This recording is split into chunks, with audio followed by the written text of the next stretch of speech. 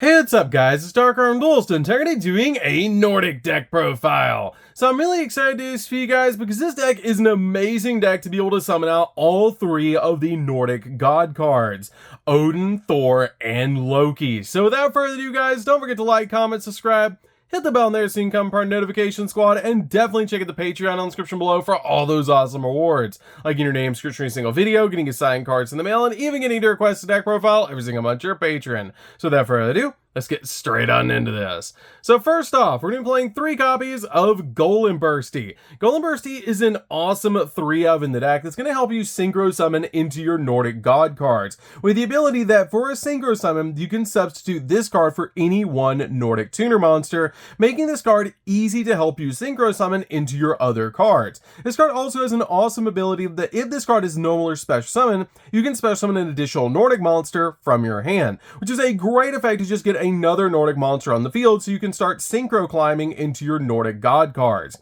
It also has the ability to let you target a Nordic monster in the graveyard and add it back to your hand, except for another copy of this card, which is a super cool effect to be able to get some of your cards back to your hand. We then play 3 copies of the Nordic Smith. This card is definitely a 3 of the deck because this card helps you get to your Nordic artifact cards, which is super good, especially to get to your copies of Savalin, which is a crazy powerful trap card.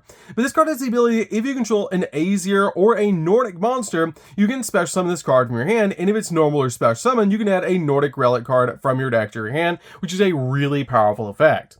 We then play 3 copies of All This. All This is amazing as a 3 of in the deck to be able to work with our Link monster, Golvig, because it has the ability, if this card is the only card banished by the effect of a Nordic Link monster, then you can send to the graveyard 1 Nordic monster you control and 2 Nordic monsters from your deck whose total levels equal 10. Then special summon an Aesir monster from your extra deck, which is a great ability to instantly get one of our god cards on the field. It also has the ability, if an Aesir monster is in your possession, is sent to the graveyard by an opponent's card, you manage this card from your graveyard to special summon an Aesir monster from your extra deck with a different name than the card in your graveyard, which is a really good effect to be able to do to instantly basically get another god card on the field, which is just super cool.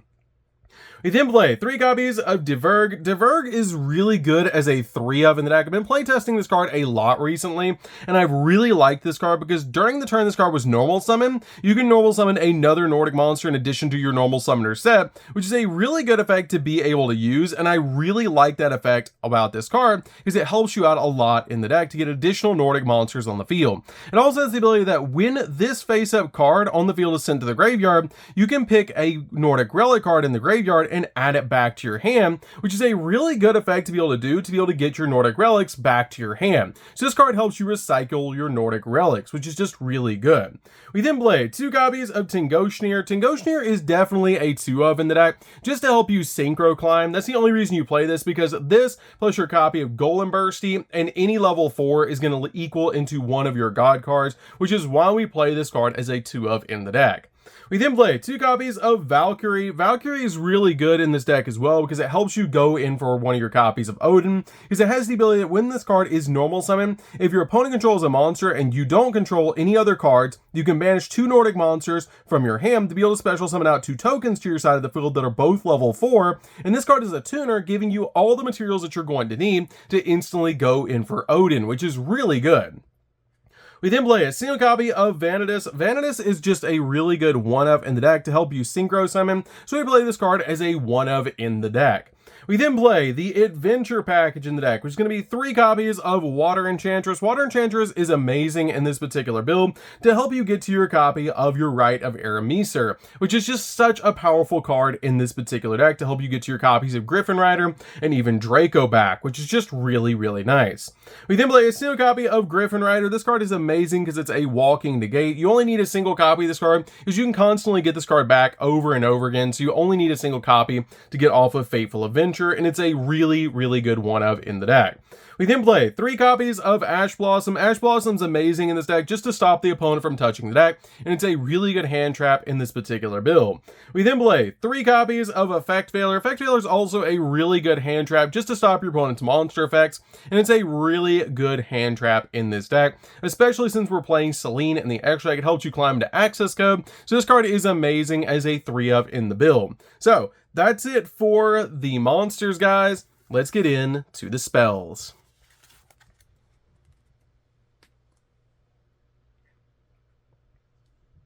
So for the spells, we're going to start with a single copy of Rhoda. Rhoda's definitely a one-of in the deck because we can use this card to search out our warrior monsters from our deck. We then play a single copy of Called by the Grave. Called by the Grave is just amazing to stop our opponent from hand-trapping us while we go in for all of our plays. We then play a single copy of the Nordic Chair. This card is really good as a one-of in the deck because it lets you special summon a Nordic monster from your deck, but you cannot special summon monsters from the extra deck except Azir monsters while that monster is face up on the field, which is a little bit of a downside and effect you do have to watch out for, which is why I just play a single copy of this card in this particular deck. It also has a really good effect that you can manage this card from your graveyard to add a Nordic monster from your deck to your hand and then shuffle one card from your hand into your deck, which is a really cool effect to be able to use with this card. We then play 3 copies of Rite of Arameser. Rite of Arameser is definitely a 3-of in the deck, as this card helps you out because it gets your copy of an Adventure token onto your side of the field and also puts a copy of Fateful Adventure onto your side of the field, which is just such a good effect to be able to use. It's a really powerful card in this deck and a definite 3-of for our Adventure package. We then play a single copy of Fateful Adventure. Fateful Adventure is definitely just a 1-of in the deck, as you can get to with your copy of Rite of Arameser extremely easily. This card helps you get to your copy of Griffin Rider and can help you get to your copy of Draco back, making this card just a really good 1-of in the deck that's super easy to get to, because your copy of Water Enchantress will get you to Rite of Arameser, and then Rite of Arameser will get to this, so if you play more than one copy of this card, you're gonna brick. We then play a single copy of Draco back. Draco back is searchable off your copy of Fateful Adventure, so you only need a single copy of this card, but this card is great to be able to equip to your Adventure token because it gives you a bounce. So this card is definitely a 1-of in the deck. So that's it for the spells, guys. Let's get into the traps.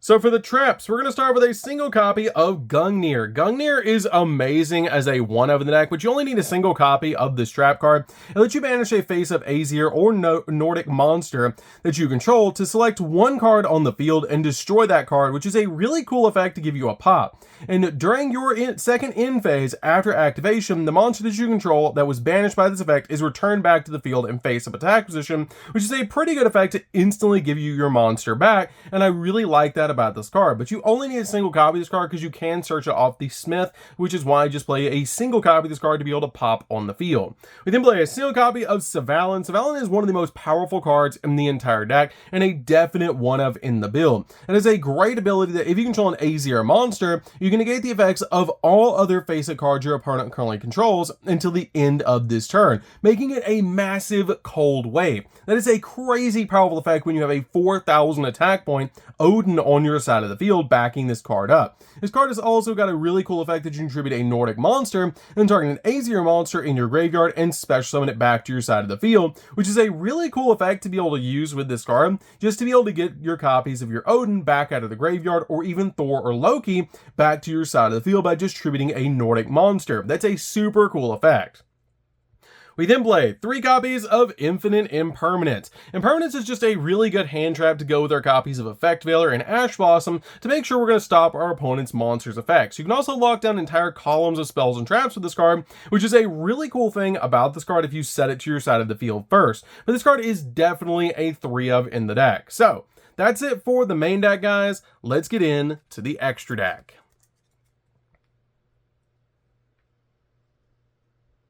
So for the extra deck, we're going to start off with 2 copies of Odin. Odin is absolutely amazing, and we do have the ultimate rare Odin for the profile, but this card is amazing in this particular build, because this card is just an insanely powerful boss monster. It has the ability that once per turn, during your main phase, you can activate this effect to have this card become unaffected by the effects of spell and trap cards until the end phase. And during the end phase, if this face-up card on the field was destroyed by an opponent's card, either by battle or by card effect, and sent to the graveyard this turn, you can banish from your graveyard a Nordic Ascendant Tuner monster, and then special summon this card back to your side of the field. And when this card is special summoned by this effect, you get to draw a card, which is a pretty cool effect to be able to use with this card. We then play a single copy of Thor. Thor is just a good 1-of in this particular deck. You can play 2, but for the other tech cards that I'm playing in this particular build, I have cut Thor down to 1 in this particular deck. You can play 2, but I really just like 1. This card has a great ability that once per turn,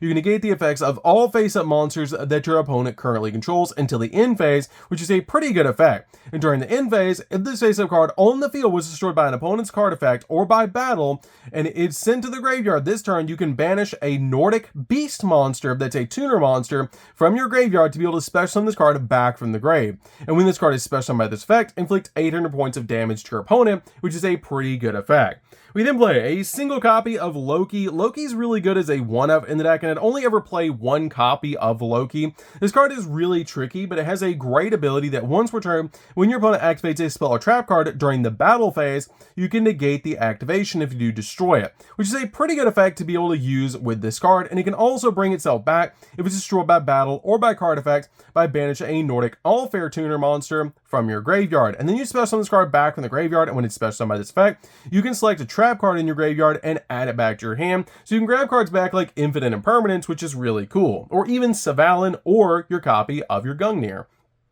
We then play a single copy of Baron de Fleur. Baron de Fleur is just a great level 10 that we can summon in the deck to be able to have as a walk in the gate or a pop on the field, so this card is definitely a 1-of in the deck. We then play a single copy of Excel Synchro Stardust Dragon. This card is pretty easy to make in the deck, and it's a really good 1-of to help us step into our copy of Baron de Fleur, and it's just really good in this particular build. We then play the single copy of Stardust Dragon to go along with the copy of Excel Synchro, because you can tag out the copy of Excel Synchro into a Stardust Dragon, which is really, really good. I love that about this card, and also when you synchro into your Excel Synchro Stardust Dragon, it brings back a level 2 tuner to your side of the field, which is just a really insane effect. I love that about this card, and it's just really good to be able to play the Stardust package in this deck, and it's super nostalgic as well. We then play a single copy of Riser Dragon. Riser Dragon is great because it can level manipulate itself, and I love that about this card because it can actually help us step into our copy of Excel Synchro, which is really good. Because if this card is synchro summoned, you can send a monster from your deck to the graveyard whose level is lower than this card's on the field, and if you do, reduce this card's level by that monster's level, but for the rest of the turn you cannot activate the effects of the monster with this same name as the monster sent to the graveyard by this effect, which is not that big of a deal because you're usually just going to send a copy of, say, Water Enchantress to the graveyard to set you up for later plays, which is really good to make this card a level 4, so you can synchro with a copy of, say, the Smith to be able to go in for your copy of Excel Synchro, and if you have anything in the graveyard, you can bring it back to your side of the field, which is just really nice and great about this card. But it's just insanely good in this particular deck and helps you out a lot. But this card is just insane in this particular build. We then play a single copy of F.A. Dawn Dragster. This card is great to be able to put in the deck because it helps you negate spells and traps, and it's a definite 1-of in the deck.